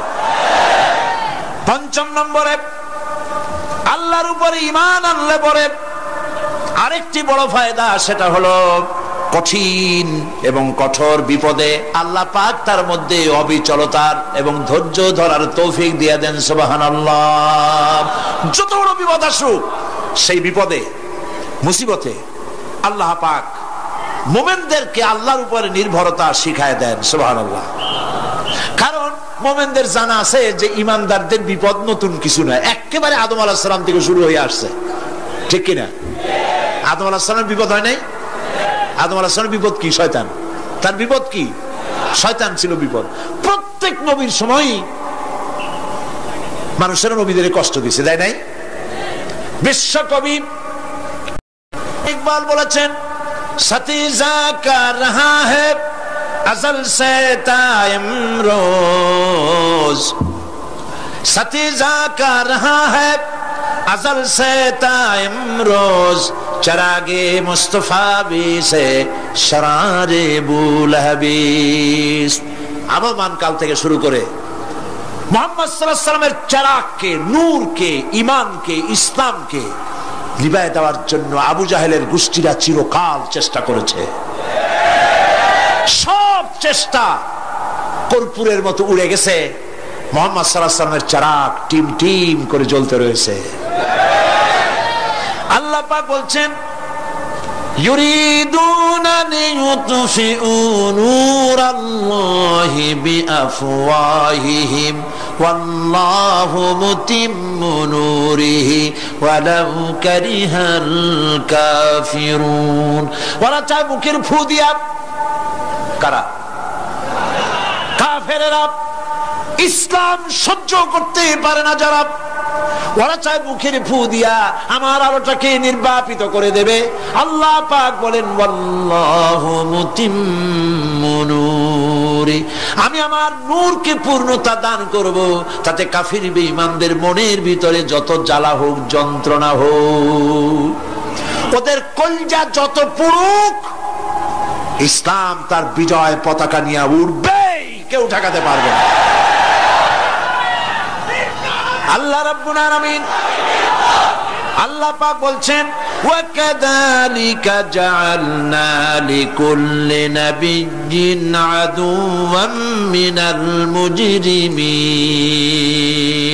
আর এমনি করে আমি সকল নবীর শত্রু বানিয়েছি সব পাপিষ্ঠ অপরাধ প্রবণ লোকদের। শুনছেন কথা? শোনেন নাই? আল্লাহ পাক বলছেন, দুনিয়ার সব নবীদের, তাদের জন্য আমি শত্রু বানাইছি কাদেরকে? যারা সব থেকে বেশি পাপিষ্ঠ অপরাধ প্রবণ। এরা হচ্ছে নবীর দুশমন, এরা সব নবীদের সাথে দুশমনি করেছে। আজও দেশের আলেমদের সাথে দুশমনি করে সবচাইতে বড় পাপিষ্ঠরা। এটা কোরআন। এটা কি? কোরআন। জোরে বলেন, এটা কি? আল্লাহ রাব্বুল আলামিন বলছেন, ওয়াকাযালিকা জাআলনা লিকুল্লি নাবিয়্যিন আদুওয়াম মিনাল মুজরিমিন, সব পাপীরা, পাপিষ্ঠরা আমার দ্বীনের দাওয়াত যারা দেয় তাদেরকে জীবনের দুশমন মনে করে। কেন? শোনেন, আমি কারো আওয়াজ শোনাচ্ছি? কারো আওয়াজ শোনাচ্ছি? আমার আল্লাহর আওয়াজ। অপরাধটা কি? নবীদের বিরুদ্ধে, নবীর ওয়ারিস ওয়ারাসাতুল আম্বিয়া কারা, তো তাদের বিরুদ্ধে তাদের অপরাধটা কি? তাদের অপরাধ সম্পর্কে আল্লাহ নিজে বলেন, ওয়ামা নাকামু মিনহুম ইল্লা আইয়ুমিনু বিল্লাহিল আজিজিল হামিদ। এদের বিরুদ্ধে অ্যাকশন নেওয়ার আর কোন অপরাধ ওদের নাই। ওদের একমাত্র অপরাধ, ওরা আল্লাহর জমিনে আল্লাহর আইন প্রতিষ্ঠা করতে চায়। এটাই হচ্ছে অপরাধ। এই অপরাধে নবীদের শাস্তি হয়েছে। নবীরা মার খেয়েছেন, সাহাবায়ে কেরাম মার খেয়েছেন। আমরা তো সাহাবায়ে কেরামের জুতার ধুলার সমান নই, সুতরাং এগুলি আমাদের পাওনা। এই রক্তের বিনিময়, জীবনের বিনিময় আল্লাহ পাক তার দ্বীনকে প্রতিষ্ঠা করবেন ইনশাআল্লাহ। হযরতে খাব্বাব, বুখারী শুনুন, বুখারীর হাদিস। আমি কোনো কথা বানিয়ে বলি না, আমি লেখাপড়া করি, পড়াশোনা করি, চোখে দেখি, তারপরে কথা বলার চেষ্টা করি। বাজে গপ্প কিস্সা কাহিনী বলার অভ্যাস আমার কোনো কালে ছিল না, নাই। রাসূল করিম সাল্লাল্লাহু আলাইহি ওয়াসাল্লামের মতো মানুষ, ওনার মতো মানুষ, আহারে, তার চাইতে শ্রেষ্ঠ মানুষ কি পৃথিবীতে আছে? তিনি মার খাইছেন না খান নাই? আহা, কিভাবে তাকে মারলো! গলায় চাদর দিয়ে পেঁচাইয়া আছাড় মেরে ফেলে দিয়ে তারপরে তাকে প্রহার করা হয়েছে। আবু জাহেল মেরেছে, বেহুশ হয়ে গেছেন হুজুর। হযরত হামজা তখনও কাফের ছিলেন। শিকার থেকে ফিরে এসে মুহাম্মদ সাল্লাল্লাহু আলাইহি ওয়াসাল্লামের অবস্থা দেখে পায়ের রক্ত মাথায় উঠে গেছে। আপন ভাইয়ের ছেলে, আর এমন ছেলে। চলে গেলেন আবু জাহেলের বাড়ি, বললেন, আবু জাহেল, তুই নাকি মুহাম্মদ সাল্লাল্লাহু আলাইহি ওয়াসাল্লাম মারছিস? কেন মারলি? তিনি তো ভালো কথাই বলেন, সব সময় বলেন, সত্য কথা বলো, মানুষের উপকার করো, এতিমকে আশ্রয় দাও। এত সুন্দর সুন্দর ভালো ভালো কথা বলেন, তার মতো ভালো মানুষ তো দুনিয়ায় দেখি নেই। মারলি কেন? তুই কি মনে করছিস যে আব্দুল্লাহ মারা গেছে বলে এতিম হয়ে গেছে মুহাম্মদ সাল্লাল্লাহু আলাইহি ওয়াসাল্লাম। তোর মনে রাখা উচিত আব্দুল্লাহ মারা গেছে, হামজা মরে নাই। হযরত হামজা ধনুক বাইর করলেন, এক বাড়ি মারলেন মাথার উপরে, মাথা ফাটা রক্ত বেরিয়ে গেল। হামজা হন হন করে হেঁটে এলেন রাসূলের কাছে। হুজুরের অসুস্থ দেহ মোবারক কোলে উঠায় নিয়ে বললেন, বাবা, তার মস্তক মোবারক কোলে উঠায় দিয়ে বললেন, আমি আবু জাহেলের মাথা ফাটিয়ে রক্ত বের করে দিয়ে এসেছি, তুমি একটু খুশি হও। হুজুর বললেন, চাচা, কার মাথা ফাটাইছেন, কার রক্ত বের করেছেন, এই কথা বলে তো আমাকে আপনি খুশি করতে পারবেন না। তিনি বললেন, বাবা, তুমি কি হলে খুশি হও? তিনি বললেন, আমি খুশি হই চাচা, তোমার মুখে যদি একটা বার আমি ঈমানের কলেমা শুনতে পাই। হযরতে হামজা বললেন, মুহাম্মদ সাল্লাল্লাহু আলাইহি ওয়াসাল্লাম, আমার বুঝতে মোটেও কষ্ট হয়নি, তুমি কোনো সাধারণ মানুষ নও। সাধারণ মানুষের প্রতিশোধে তুমি বিশ্বাসী হতে, খুশি হতে, প্রতিশোধে বিশ্বাসী হওনি, তুমি অবশ্যই আল্লাহর নবী। আমি আল্লাহকে সাক্ষী রেখে, আমি তোমাকে সাক্ষী রেখে ঈমানের কালেমা ঘোষণা করছি, লা ইলাহা ইল্লাল্লাহু মুহাম্মাদুর রাসূলুল্লাহ। ভাইরা আমার, আল্লাহর দ্বীন প্রতিষ্ঠার জন্য আমার নবীদেরকে কষ্ট করতে হয়েছে, সাহাবায়ে কেরামদেরকে কষ্ট করতে হয়েছে, আল্লাহর ওলিদেরকে, ইমাম আবু হানিফা রাহমাতুল্লাহ আলাইহিকে 8 বছর জেলের মধ্যে রাখা হয়েছিল। ইমাম আহমদ বিন হাম্বলকে চাবুক মেরে মেরে গায়ের গোশত আর চামড়া তুলে ফেলে দেওয়া হয়েছিল। তারপরেও তারা বাতিলের সামনে মাথা নত করে নাই। এর নাম হচ্ছে ইসলাম। এর নাম কি? বুখারীর হাদিস, হযরত খাব্বাব বিন আরিত রাদিয়াল্লাহু তাআলা আনহু, বুখারীতে হাদিসটা ভাবে এসেছে, ওয়ান খাব্বাব বিন আরিত রাদিয়াল্লাহু তাআলা আনহু আন্নাহু قال قال شكونا الى رسول الله صلى الله عليه وسلم وهو متوسد بردة له في ظل الكعبة।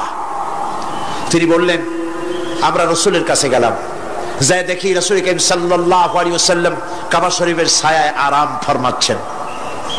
আমরা কাছে গিয়ে বললাম, আলা তাস্তানসিরু লানা আলা তাদউ লানা ইয়া রাসূলুল্লাহ, হে রাসূল, আপনি কি আমাদের জন্য দোয়া করবেন না?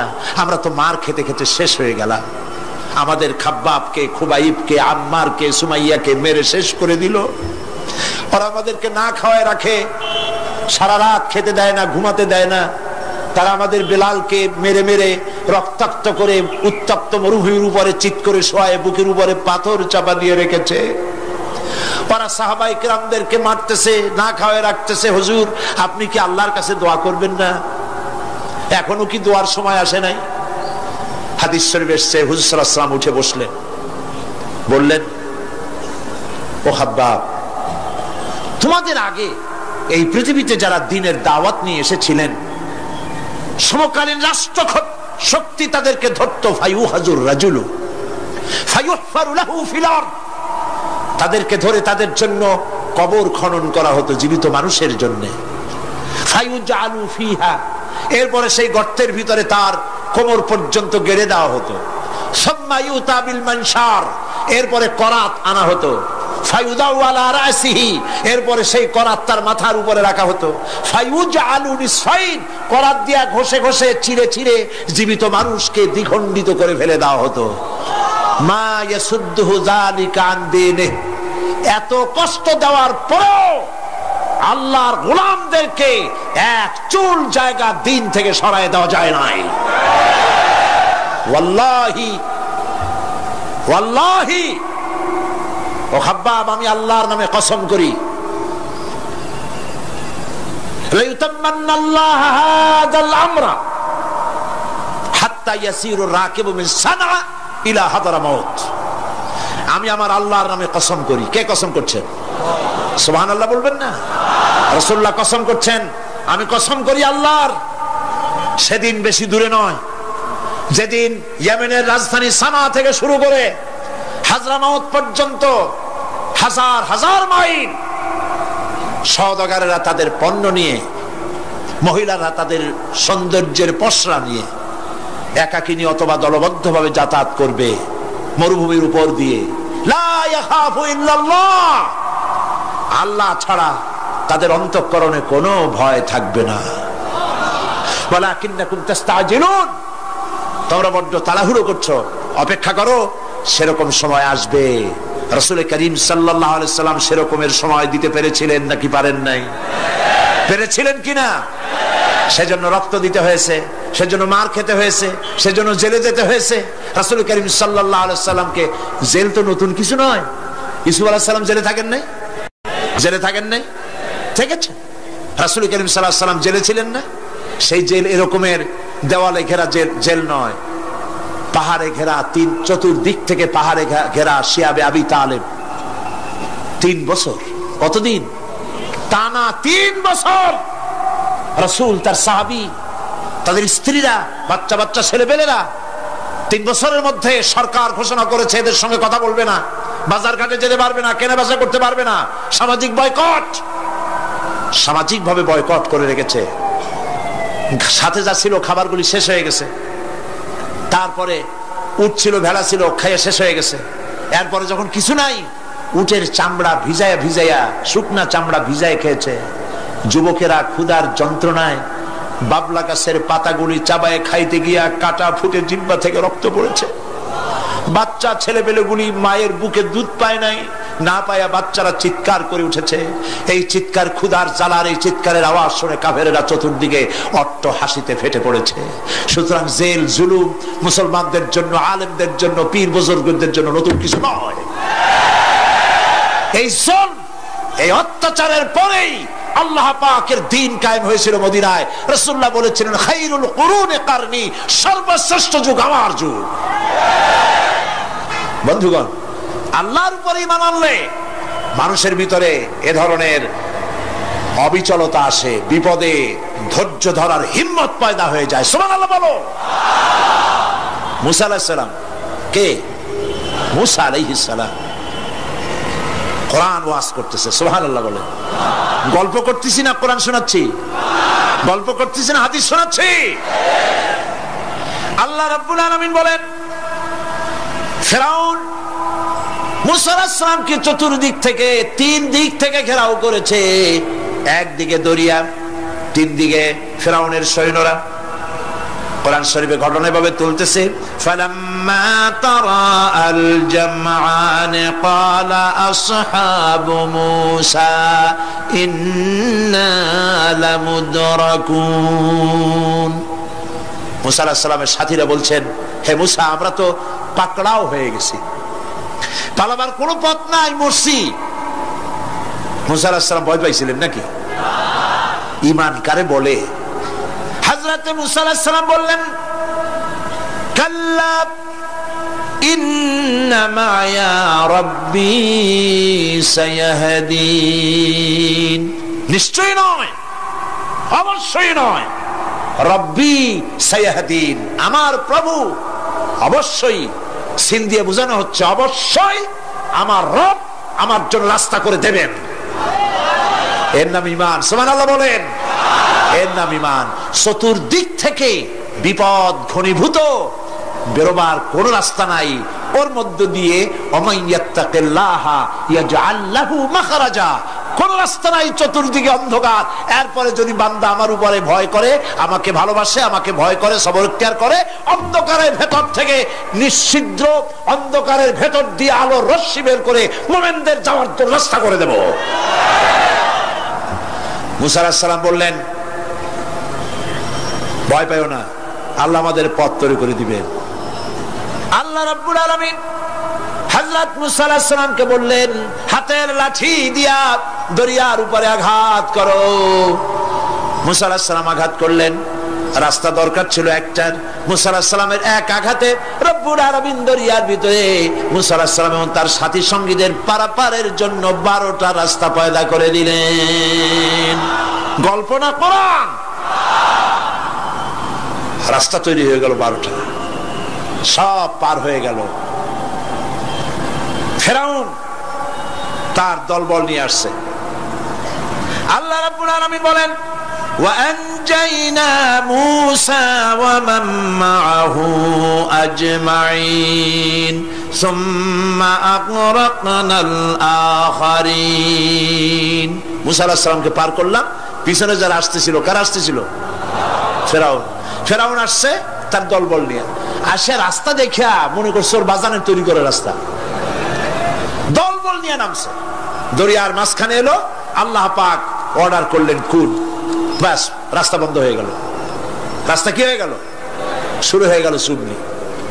পানির ভিতরে চুবনি খাচ্ছে, নিচে যায় উপরে ওঠে, পানি খাইতে খাইতে প্যাক পোটকা মাছের মতো এরকম মোটা হয়ে গেছে, ডুবে ডুবে সব মরছে। এখন ফেরাউন একা, কেউ নাই, ফেরাউন একা। ফেরাউন পানির ভিতরে চুবনি খেতে খেতে তুমানের ভিতর থেকে নাক একটু জাগায় আর বলে আমানতু আন্নাহু লা ইলাহা ইল্লাল্লাযী আমানাত বিহি বানু ইসরাঈল। ও আল্লাহ, তুমি ছাড়া কোনো ইলাহ নাই, আমি ঈমান আনলাম ওই আল্লাহর উপরে, বনি ইসরাঈল ঈমান আনছে যার উপরে, কাজী বনি ইসরাঈলদের পার করে দিয়েছো, আমারও পার করো আল্লাহ, তুমি রক্ষা করো, আমি তো মুসলমান। ওয়া আনা মিনাল মুসলিমিন, আমি তো মুসলমান, কলেমা পড়লাম, তারপরে চুবাও কেন? আল্লাহ রাব্বুল আলামিন বলেন আল আন, এখন ওয়াকাদ আসাইতা ক্বাবলু ওয়া কুনতা মিনাল মুফসিদিন, এখন ঈমান আনতেছো, আর এর পূর্বে আমার দিন যারা জমিনে প্রতিষ্ঠিত করতে চেয়েছে তাদেরকে জেল দিয়েছো, জুলুম করেছো, অত্যাচার করেছো, আজ তোমাকে ছাড়বো না, তোমাকে শুধু মারবই না, আলিয়াউমা নুনাজ্জিকা বিবাদানিক, আলিয়াউমা নুনাজ্জিকা বিবাদানিক, আমি তোরে শুধু মারবই না। কে বলতেছেন? জোরে বলেন, কে বলতেছেন? আমি তোরে শুধু মারবই না, আল-ইয়াউমা নুনাজ্জিকা বিবাদানিক, আমি তোর শরীরটারে বাঁচায় দেব, তোর শরীর পানিতে পচবে না, পোকায় খাবে না, মাটিতে পচাবে না, তোরে আমি শুটকি বানায় রাখবো কিয়ামত পর্যন্ত। দুনিয়ায় যত ফেরাউন আর ফেরাউনের বাচ্চারা আসে, তোরে দেখে যেন তারা ইতিহাস স্মরণ করে। আল্লাহ রাব্বুল আলামিন কোরআনে কারীমের মধ্যে পরিষ্কার করে মানুষদেরকে বুঝায় দিয়েছেন, আল্লাহর উপর ঈমান আনলে পরে তার হিম্মত বেড়ে যায়, মনের বল বেড়ে যায়। সুবহানাল্লাহ। হযরত রাসূল করিম সাল্লাল্লাহু আলাইহি ওয়াসাল্লাম কাফের বেঈমানেরা চতুর্দিক থেকে বাড়ি ঘেরাও করে রেখেছে, পালাবার কোনো পথ নাই। ঘুমেছিলেন তিনি, জিবরাইল এসে বলেন, ইয়া রাসূলুল্লাহ, ঘুমের থেকে জাগুন, আল্লাহ আপনাকে সালাম বলেছেন আর আপনাকে হিজরত করার জন্য মদিনায় আল্লাহর অর্ডার করেছেন। বাড়ির চতুর্দিকে কাফেররা তরবারি নিয়ে দাঁড়ানো। নবীজি ঘুমের থেকে জেগে হযরত আলীকে ডেকে বলেন, আলী রে, আমার বিছানায় আমার চাদর মুড়ি দিয়া ঘুমায় থাকো, আল্লাহ আমাকে অর্ডার করেছেন, আমি মদিনায় চললাম। হযরত আলী হুজুরের দিকে তাকায় বলেন, ইয়া রাসূলুল্লাহ, আপনার বিছানায় আপনার চাদর মুড়ি দিয়ে আমি ঘুমায় থাকবো, সকালবেলায় কাফের বেঈমানেরা এই ঘরের মধ্যে প্রবেশ করে আপনার কম্বলের নিচে আমারে দেখে তারা মোহাম্মদ মনে করে আমারই তারা কেটে কেটে টুকরা টুকরা করে দেবে। আমার কোনো আপত্তি নাই, কোনো ভয় নাই, কোনো চিন্তা নাই, কোনো দুঃখ নাই, বরং আমার মনের মধ্যে এটাই তৃপ্তি হবে যে আমি আলীর জীবনের বিনিময়ে আল্লাহর নবী দুনিয়ায় বেঁচে থাকেন। নবীজি ঘরের থেকে বেরোলেন, চতুর্দিকে দেখেন কাফের বেঈমানেরা দাঁড়ানো, শত শত কাফের, হাতে তরবারি। হুজুর সাল্লাল্লাহু আলাইহি ওয়াসাল্লাম এক মুষ্টি বালু হাতে নিলেন, এক মুঠো বালু হাতে নিয়ে ফু দিয়া বালুগুলো ছেড়ে দিলেন। ঘরের চতুর্দিকে যত কাফের ছিল সবগুলির চোখের মধ্যে বালি ঢুকে গেছে। চোখের মধ্যে যদি বালি ঢোকে তাহলে কি মজা লাগে না?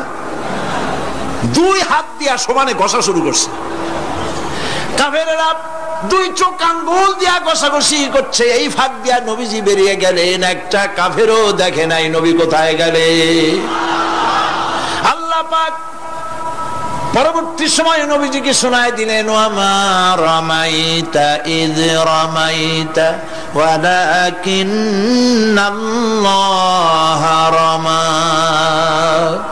নবী আপনি নিক্ষেপ করেন নাই, যখন আপনি নিক্ষেপ করছিলেন আপনি তো শুধু ধুলাগুলো ধরে এমনি ছাড়ছেন। ঘরের চতুর্দিকে সমস্ত কাফেরদের চোখে বালি পৌঁছে দেওয়ার দায়িত্ব আমার কুদরত গ্রহণ করেছিল। নবীজি হযরত আবু বকরের বাড়িতে এলেন, দরজায় দাঁড়িয়ে নক করেছেন, ভেতর থেকে আওয়াজ এলো। হুজুর বললেন, ইয়া আবু বকর। হযরত আবু বকর পিছন থেকে দরজার মধ্য থেকে ঘরের মধ্য থেকে জবাব দিলেন, লাব্বাইকা ওয়া সাদাইকা ইয়া রাসূলুল্লাহ। হুজুর প্রশ্ন করলেন, আবু বকর, গভীর রাত্রে জিবরাইল আমারে ঘুম থেকে জাগাইলো, তোমারে জাগাইলো কে? এক ডাকে উঠলা কেমনে? হযরত আবু বকর বলেন, ইয়া রাসূলুল্লাহ, আপনি আমারে নিয়ে হিজরত করবেন বলেছিলেন, আমি চিন্তা করেছি না জানি কত রাত্রে নবীজি আসেন, আর আমার দরজায় দাঁড়ায়া নবীজি আমারে ডাকবেন, আমি থাকবো শুয়া, বেয়াদবি হয়ে যাবে। এই জন্য বিছানায় না ঘুমায়া আপনার পবিত্র জবানের ডাক শোনার জন্য এত রাত ধরে এই দরজার সঙ্গে দাঁড়ায়া দাঁড়ায়া ঘুমাইতেছিলাম। নবীজি হযরত আবু বকর রাদিয়াল্লাহু তাআলা আনহুকে সঙ্গে করে নিয়া মদিনার পথ পরিহার করে মেসফালার মধ্য দিয়ে যারা হজে গেছেন দেখে আসছেন, মেসফালা জাবালে কেদোয়া, মেসফালার উপর দিয়া জাবালে কেদোয়ার উপর দিয়া আরো একটা পাহাড় পাড়ি দিয়া জাবালে সুরে চড়ে গেলেন। সন্ধ্যা হয়ে গেল, ফজর হয়ে কি বলে ফজরের রক্ত হয়ে গেল। হযরত আবু বকর বলেন, ইয়া রাসূলুল্লাহ, পালাবার উপায় নাই, ধরা পড়ে যাব, তাড়াতাড়ি চলেন গুহার মধ্যে ঢুকি। তবে পাহাড়ে গুহা, সাপ থাকতে পারে, বিচ্ছু থাকতে পারে, আমি আগে ঢুকি, কোনো বিপদ হয় আমার উপরে হয়ে যাক, আল্লাহর নবী সুস্থ থাকুক। হযরত আবু বকর কি মহব্বত, নিজের জীবনের চাইতে রাসূলের মহব্বত বেশি, সুবহানাল্লাহ। এই জন্য নবীজি বলেছেন, ও আমার সাহাবীরা, तमाम পৃথিবীর সমস্ত মুমিনের ঈমান যদি এক পাল্লায় রাখা হয়, আর একা আবু বকরের ঈমানটা যদি আর এক পাল্লায় রাখা হয়, তোমরা দেখতে পাবে तमाम পৃথিবীর মুমিনের ঈমানের তুলনায় একা আবু বকরের ঈমানের পাল্লাটা ভারী হয়ে গেছে। হযরত আবু বকর গুহা সাফ করে হুজুরকে ডাকলেন, হুজুর ভিতরে ঢুকলেন, বলেন, আবু বকর, সারা রাতের একটা বিরাট অংশ হাঁটছি, পাহাড় বেয়েছি, কষ্ট হয়েছে, তুমি একটু বসো, তোমার উরুর উপরে মাথা রেখে আমি একটু ঘুমায় যাই। হুজুর ঘুমায় গেলেন। হযরত আবু বকর লক্ষ্য করলেন গুহার গায়ে অনেকগুলি ছিদ্র, এই ছিদ্র দিয়া বড় বড় সাপ বেরোতে পারে, বিচ্ছু বেরোতে পারে, পাহাড়ে কি বেরোয় ভয় পেলেন তিনি জামা ছিঁড়ে ছিঁড়ে, চাদর ছিঁড়ে ছিঁড়ে গর্তগুলি বন্ধ করতে লাগলেন। কয়েকটা গর্ত বন্ধ করা গেল না, কাপড় শেষ। এবার তিনি নিজের পা দিয়া গর্ত বন্ধ করে বসে আছেন।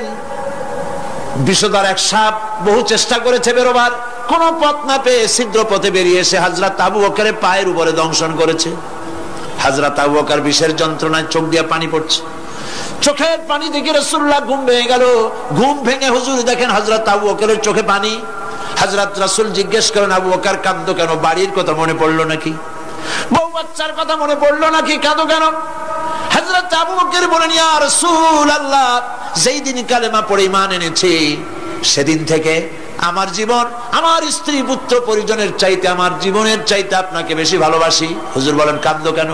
হযরত আবু বকর সাপের দংশনের কথা বললেন, যন্ত্রণায় কাঁদতেছি।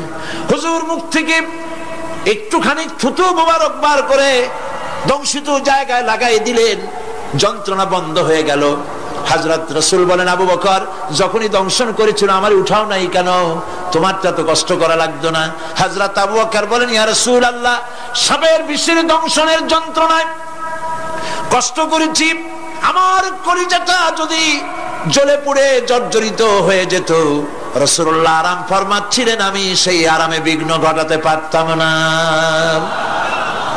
ইত্তাবসারে কাফির বেঈমানেরা খুঁজতে খুঁজতে, বুখারী শরীফের হাদিসে এসেছে, ওই গুহার কাছে এসে গেছে। এখন কেউ বলে একজন বলে এরই মধ্যে আছে, আর একজন বলে নাই। একজন বলে যদি থাকতো তাহলে উপরে মাকড়াসার জাল কেমনে, কবুতরের ডিম পাড়িয়ে সেখানে বসে আছে কেমনে? একজন বলে আছে, আর একজন বলে নাই।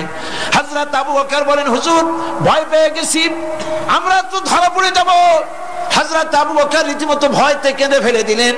আল্লাহর নবী হযরত আবু বকরকে এই বিরাট বিপদের মধ্যে, এমন গুহা, বসলে পরে মাথা দেখা যায়, শুয়ে হাঁটু উঁচু করলে হাঁটু দেখা যায়, স্বল্প পরিসর, অগভীর ছোট্ট গুহা, আমরা ধরা পড়ে গেছি, উপায় নাই। আল্লাহর নবী হযরত আবু বকরকে কি বলে সান্ত্বনা দিয়েছিলেন, কোরআন শরীফে আল্লাহ পাক তা উঠায় দিয়েছেন। ইযহুমা ফিল গার ইয ইয়াকুলু লিসাহিবিহি লা তাহজান ইন্নাল্লাহা মা'না। ও আমার সাথী, ভয় পেও না, আমরা মাইনরিটি নই, আমরাই মেজরিটি, কারণ আল্লাহ রাব্বুল আলামিন আমাদের সাথে আছেন। ربنا تقبل منا إنك أنت السميع العليم وتب علينا إنك أنت التواب الرحيم سبحان ربك رب العزة عما يصفون وسلام على المرسلين والحمد لله رب العالمين واجعل آخر كلمة عند الموت لا إله إلا الله